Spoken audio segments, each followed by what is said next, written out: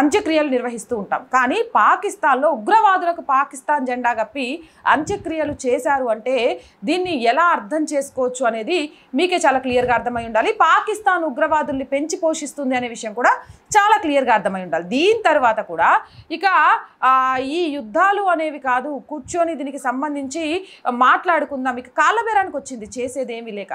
సరే పోనీలే అని ఏం మాట్లాడేది లేదు, పీఓకేని వదిలేయాలి, ఉగ్రవాదం అనేది మీ దేశంలో లేకుండా చేయాలని పాకిస్తాన్కి మోదీ చెబుతున్నప్పటికీ కూడా చిన్న చిన్న కవ్వింపు చర్యలు చేసే ప్రయత్నం చేస్తే మన శక్తి ఏంటి అనేది చూపించేది. నిన్న మళ్ళీ క్లియర్గా మరొకసారి పాకిస్తాన్ అడ్డంగా బుక్ అయింది. నేను ఆ వీడియోని ఒకసారి మీకు చూపిస్తే తర్వాత స్క్రీన్ మీద కూడా మా వాళ్ళు ప్లే చేస్తారు చూడండి.